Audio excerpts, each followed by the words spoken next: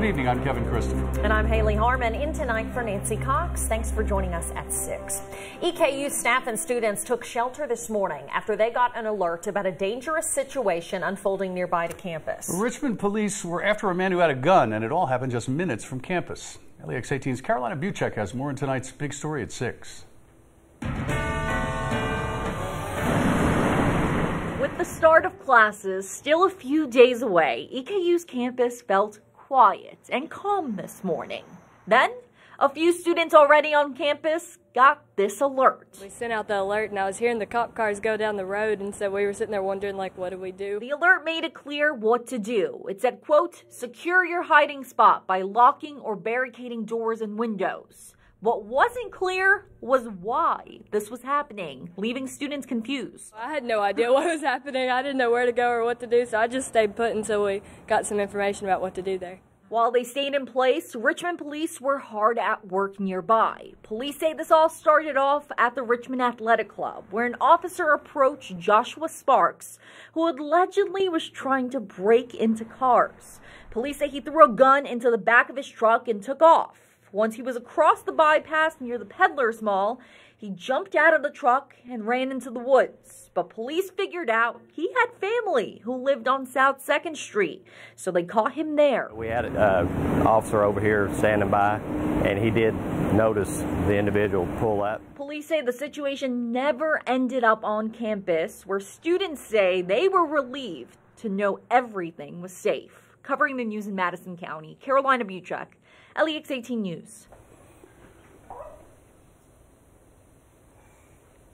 Police say Sparks had 2 stolen guns, one from a car in Lexington, the other from a car in Richmond. An Estill County high school soccer coach appeared in court today on several charges, including rape. 28-year-old Andrew Hatton was fired today from Estill County schools after a girl on the soccer team reported that he sent her nude photos, and another player told police he had sex with her. LEX 18's Kylan Mills has the details. A video arraignment was held for former Estill County high school soccer coach Andrew Hatton here inside of a courtroom this afternoon. A judge decided to keep his bond set at $50,000 cash. People in Estill County disturbed after accusations against Andrew Hatton came to light. According to his arrest citation, a teen girl on the team reported that Hatton sent her nude photos on a social media app and said that he asked her to send photos back. Another girl on the team then stepped forward and told police he had sex with her 5 times. Of course it's scary, and that's why you have to educate your children to not necessarily trust everybody, but you have to educate them to say, hey, this is happening, this isn't right, and to come forward. Hatton looked sternly into the camera throughout his video arraignment. The former coach also used to substitute teach in the district and was just hired at the middle school this year. The district fired him today as a result of the investigation. Well, it kind of surprised me because I had him as a teacher and all, and it just kind of just blew my mind, honestly. I didn't expect it from him. I didn't expect it. Yeah, it's sad for them too, but he took advantage of them. He was supposed to be their leader, their teacher, their coach, and he did that. He took advantage of the situation. Hatton's next court appearance is scheduled for August 22nd at 11:30 a.m. Covering the news in Estill County from the LEX 18 Mobile Newsroom. Back to you. Now, Kentucky State Police say they are continuing their investigation and looking into the possibility that there could be other victims. The school district did release a statement on their website today saying they acted as soon as they were notified about the situation, and they are now focused on providing support for students and families through this difficult time. Well, just 24 hours ago, the Max track looked completely different. There was nothing on it. Now, obviously not the case. There's a lot more activity. We're transitioning back to a very active weather pattern. So, taking a look at the Max track, it is lit up especially towards the eastern counties, at least in our forecast region, although Richmond County's popped up a few more little heavy downpours. Northwestern Fayette County kind of getting up into Scott, a little bit of a light to moderate rain situation there. Thunderstorm down in Knott County, in fact, just on both sides, actually, of Hindman. Little lightning strike there from the cloud to the ground. And some heavy rain. At least that's what we have in our region. Out west, though, there's a lot more activity. A severe thunderstorm that's about to go through Owensboro. So a lot going on around the region. Otherwise, if you're not getting rain, you're getting cloud coverage. And this is what it looks like outside. Mid-70s, we are getting that light to moderate rain at the Bluegrass Airport. It's showing up on the celiometer. Dew point temperature upper 60s, so it's mild, muggy, and the conditions will continue to be so. It's hot in Bowling Green, low 90s right now, but where that rain-cooled air sits, low to mid 70s. Now, as far as what we're tracking going forward, a lot more of the same. In fact, a lot more rain. Your full forecast in just a little bit. All right, Seth, thanks. Nearly 7 decades after he went missing, a Korean War veteran from here in Kentucky is finally on his way home. Angie Bevan is here with more about the warm welcome for a Clinton County soldier. Well, Kevin and Haley, Private First Class Joe Elmore was killed when he was 20 years old, and he was missing for 68 years. Today, his remains were flown to Nashville, from where a family escort took him to their hometown in Albany, Kentucky. About 24 relatives went to the airport for the emotional homecoming. A military honor guard took the casket from the plane as family members stood by, blotting tears from their eyes.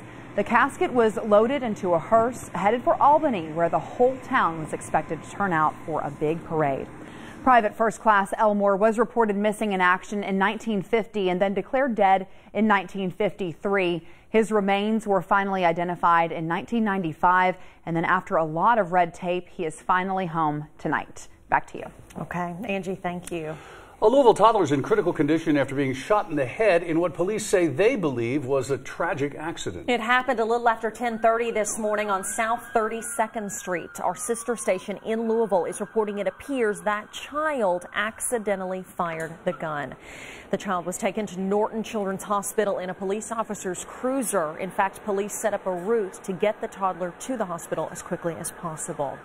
Back here in Lexington, a woman was hurt overnight when she was shot in the hand at one of the city's apartment complexes.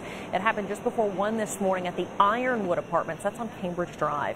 Police say someone fired a gun twice and a bullet hit the woman in the hand. She was taken to the hospital with minor injuries. Police had also been called to that same complex yesterday after someone else fired a gun there. It's unclear, though, if these shootings are related. Nicholasville police need your help identifying the man who was caught on camera robbing a bank this morning. It happened on South Main Street, and as Catherine Collins tells us, a business owner nearby says he's worried as the search for the robber continues. In a blue hoodie with wads of cash in his hand, after Nicholasville police say this man showed a gun to a teller and robbed Citizens Commerce Bank this morning. He was captured on surveillance video. I was just over this morning cashing a check with a girl there at the window there. I mean, I go in there every day. Doug Blair owns a business right across the street from the bank. He says he didn't see the suspect, but others did. I just heard the commotion and one of the guys seen the guy run down the street. Police say the man took off running down this dead-end street. They called in a canine unit to try to find him. Blair is hoping they'll find him soon. It makes everybody a little scary when somebody comes in and robs you. They could come in our office and do the same thing. Police say someone has to know the identity of the man. These are pretty decent pictures of this person, and we think somebody's going to recognize this individual based upon what you can see. Now police need that somebody to come forward. Covering the news in Jessamine County, Catherine Collins, LEX 18 News. If you have a tip about the robbery, call Nicholasville Police at 859-885-9467. Police are looking for the most wanted person of the week. Bluegrass Crime Stoppers hopes you know where to find 31-year-old Montez Floyd. He's wanted for first-degree robbery. He's 5'8", 150 pounds. If you see Floyd, call the Crime Stoppers hotline, 859-253-2020, or text your information to crimes, and in the text write LEX PD, then your anonymous tip. A Laurel County Sheriff's deputy is expected to be okay after possible exposure to a deadly drug. Fentanyl was found in the deputy's cruiser during a call on Golden Eagle Drive, but investigators say it had likely been left behind by a suspect on an earlier call. Once authorities confirmed it was in fact fentanyl, they took every precaution to make sure no one had touched it or, worse, inhaled it. The deadliness right there is inhaling. It's probably one of the most deadly ways of you getting that drug into your system. We just took the precautions that we needed to ensure that anybody that had been anywhere close to the cruiser or the suspects is going to be deconned.